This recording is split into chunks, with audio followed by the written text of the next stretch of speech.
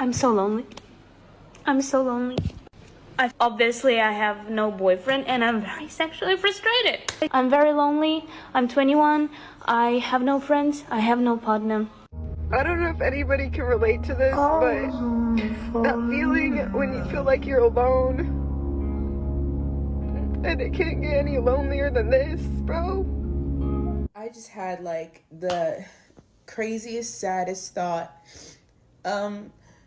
I'm in the stage of life where I'm watching all my friends get married and have babies and find love. And my friend was like, you'll meet the one day, don't give up. But now I'm at a point where I hope I don't, because what happens if I meet him and he wants kids and I'm too old to not be able to give him any? This afternoon, and I will tell you how. So I live in an apartment complex and I live alone. I am very single, and there was a tornado warning. I'm watching the Weather Channel. It appears as though this potential tornado is coming directly towards me. They're telling me to take shelter. I'm probably just gonna die alone. I don't have to go through this alone. I can get over there. So I sprint across to the building in the pouring down rain with my little dog. I get in there, I look around. It's all of the old ladies and their little dogs that live alone in my apartment complex. And they all went over there so that they didn't have to die alone either. I'm the old lady with the little dog in the apartment complex too. Still want to be like men? We go through this all the time. I predict in the next 10 to 20 years, you are going to see a spike in females having mental instability problems because of all the attention they're getting thanks to Instagram. I've seen girls, right? Like female celebrities, right? From like the 2000s, etc. They're all going crazy. Why? Because they hit the wall. They're not able to have the same sexual market presence they used to have 10, 15 years ago, etc. And they're famous. Here's the scary part. There's girls right now that have not maybe Britney Spears level fame, but damn near close. Instagram model type chicks that have that same level of attention that they're getting, that Britney Spears was getting in the early 2000s, and there's a lot of them.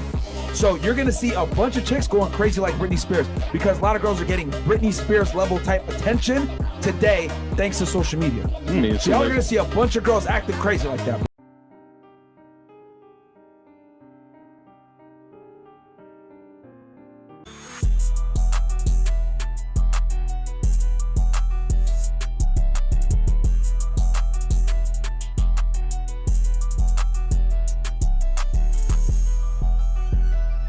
Yeah, and I don't do casual nothing, bitch. No casual hookups, no casual texting. Don't even casually fucking breathe near me, bitch. When it comes to the motherfucking queen, it better be eloquent, it better be fucking extravagant, and all done for me. Fuck is we talking about? Ain't shit casual about me, bitch. You better step your motherfucking cookies up. I am 30 years old and never had a Valentine. Aside from my parents being my Valentine, and they stopped at an early age, I've never had a Valentine. Like, damn, nobody thought enough of me to give me a pack of nerds.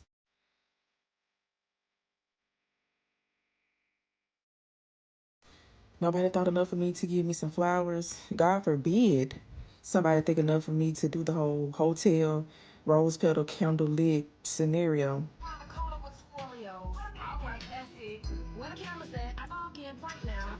Back in high school, I was in a relationship with the guy, and it was my first Valentine, my first relationship, so I'm excited. I go to Walmart, bought him a big-ass teddy bear. Mind you, I ain't got no job and no vehicle, so how in the hell?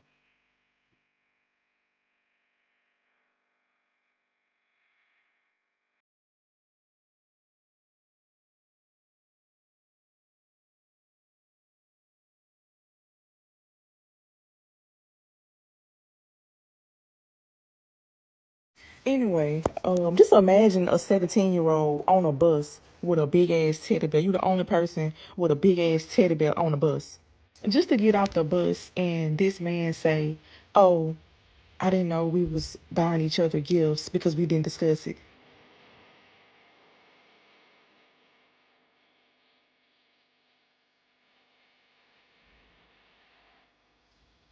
And then that next year he was in a relationship with somebody else and he bought her something. I can't lie, that shit hurt. It hurt real bad. But yeah, another year, no Valentine's. Happy Valentine's Day, y'all. And you know, I've never had a Valentine in my whole 23 years of living on this earth. The closest thing that I had to a Valentine was when they used to give out the little cards when we was in school, the little cards, the little candy, whatever. But you know what? Maybe I'm just meant to be single, and that's okay. That's okay. You know, I've been chilling since I've been by myself, but it do get a little lonely.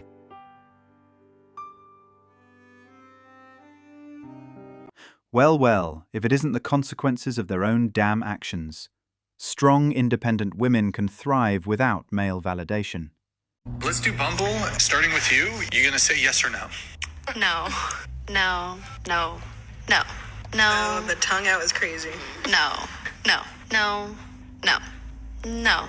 No. No. No. No. No. No. No. No.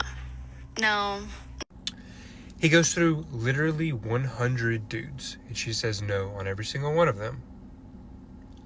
She even says, oh, that guy's hot, several times, and then still says no.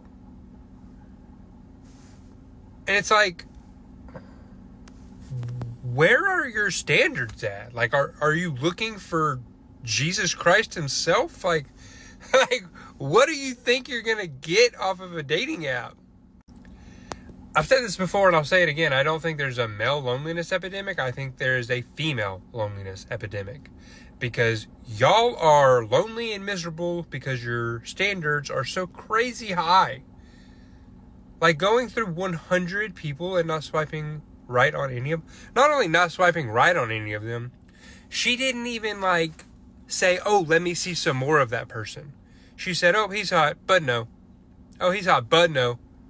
It's like, okay, if you're initially attracted to the person, why aren't you going through their profile to see if you're interested in other things that they're doing other than the very first picture that you see? And this is another reason I just don't believe when women say, oh, you gotta make sure your profile's blah, blah, blah. Like, do your profile like this. But like, it doesn't matter. Because y'all are just swiping no anyways. And like, she's not even that attractive of a girl. Like, Brian goes back and he's like, whatever her name is, you know, an average looking girl. Like, she's not bad looking, but she's like a 6, 7, maybe on her best day. And she's just constantly saying no to potential guys she could date. Yeah. Female loneliness epidemic, not a male loneliness epidemic. Notice they didn't even read the bio. It's because women don't care who you are. They only care about how you look. They want the cover, not the book itself.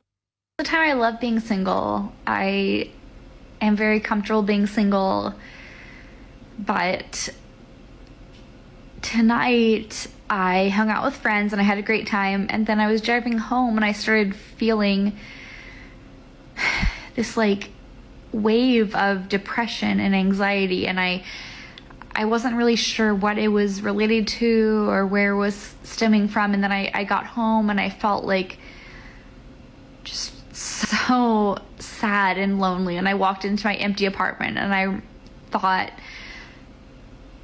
God, I wish that I had someone who could just hold me right now. Like, I wish that I had someone who could just take care of me, because I have to take care of myself every single day and it's fucking exhausting, and I just want someone to take care of me every now and then. Realizing a cat isn't a child. That's hilarious. I guess J.D. Vance wasn't wrong about the single cat lady thing. A woman being lonely in her 40s, at no point between 20 and 40 did she get a slap in the face. As a woman in her 40s, can I just say to women in their 20s and 30s, you're fine. You're fine. You don't need to settle for what this bullshit kind of peddling, I'm my masculine so she can be in her feminine crap. Do I really reply? Do I need to reply? My love, we weren't talking about you. You're welcome to be single. I don't want to say anything cruel because I'm really a man filled with so much love in my heart. But you've chosen to be single by the choices you made in your life. There is an epidemic of male loneliness. There is. But it's a joint effort because society needs children. I'm not going to say anything further, but trust me, my love, you can stay lonely because no man of value deserves a woman that doesn't take care of herself. Apologies. I wish you love, I wish you happiness, but you do you.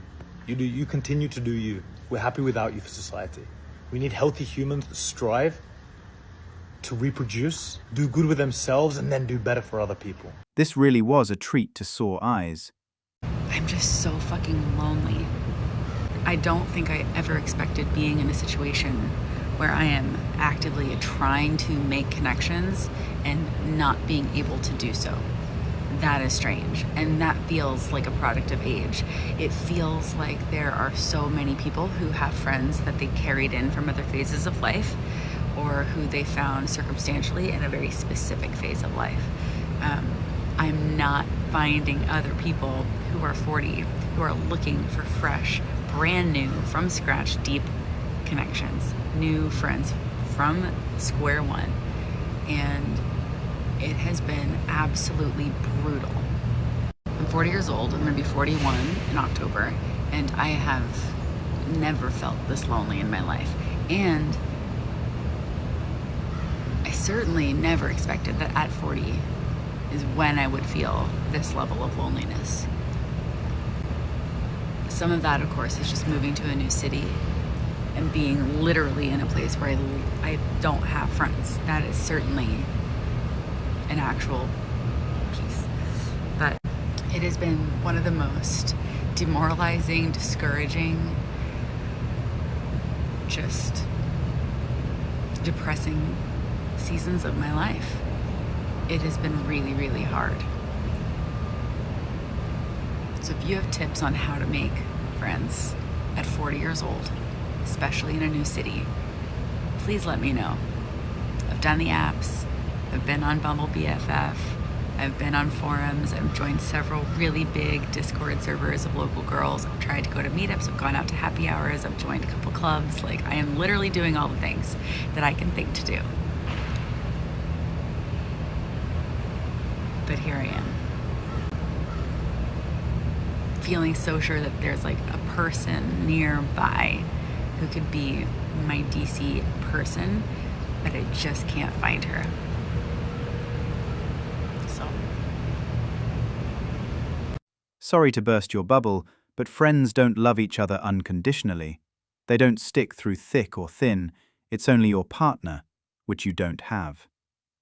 It only gets worse from here. Notice how there's no female loneliness epidemic?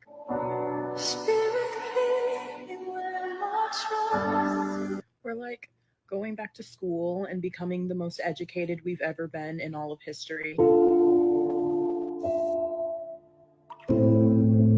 We're advancing in our careers and climbing the corporate ladder and becoming the breadwinner in a lot of our families. Turning 40 this year and everything is just hitting me right now. It's like not where I wanted to be. I haven't succeeded at anything.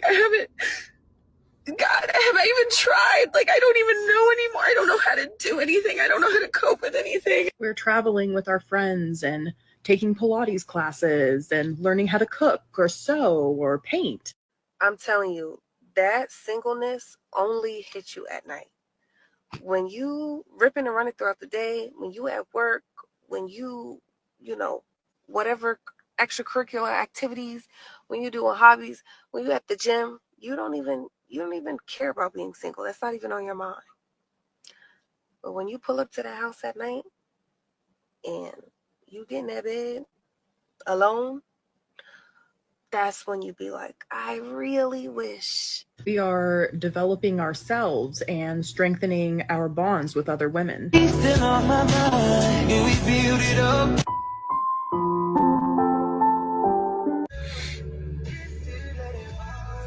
The burden of change or the burden of proof in this intergender war is often placed on men, right?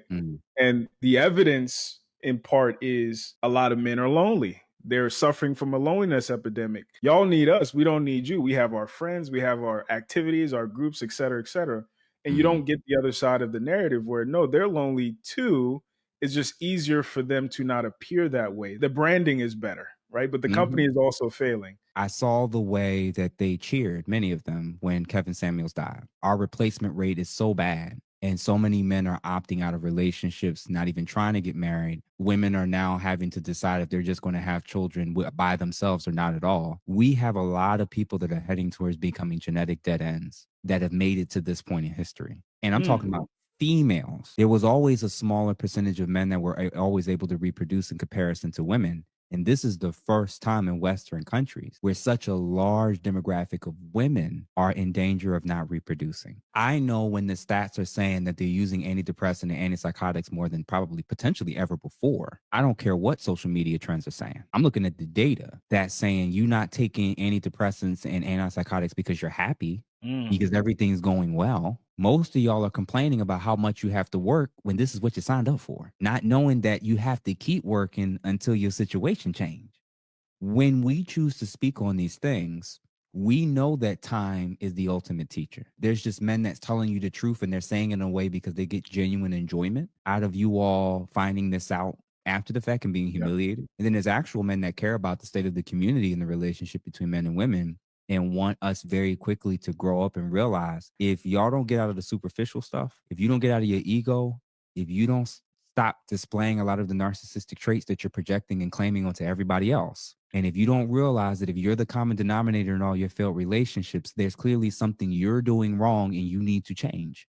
And perhaps you're poor at mate selection, especially ladies who are so proud of the sexual liberation movement and feminism and all the rights and choices and freedoms that they have. If from 18 to 28, your primary goal and function was to pass a test, and you can take that test as many times as necessary, and you have failed that test for 20 years, you do not get to run around and say that you passed the test. You do not get to say that the person who gave you the test was the issue, and you do not get to blame the other students who did not take the test for you. If you had 20 years of trying to do the same thing, and you are no closer to it than when you turned 18, you are functionally, relationally a failure. You may be a success in the work arena. You may be successful in a whole bunch of other areas. But in the area and topic of relationships and doing life with men, you are functionally failing. And rather than getting a tutor, rather than getting a mentor, rather than getting a guide, or exploring the possibility of maybe I need to better understand and learn what men are looking for and expecting from me in order to be able to better do life with the man that I want or the type of man that I want, you would rather Mother Nature, time, and reality smack you in the face, and then you end up on these type of clips. They can never really accept it's all their fault it's happening. Men have sidelined themselves, and yet here the women are, still miserable. Thanks for watching Manhood. If you want access to exclusive episodes and want to support the channel, hit that join button and become a member. Don't forget to like, subscribe, and share this video if it hit home. Drop your stories and thoughts in the comments. We read everyone. See you tomorrow.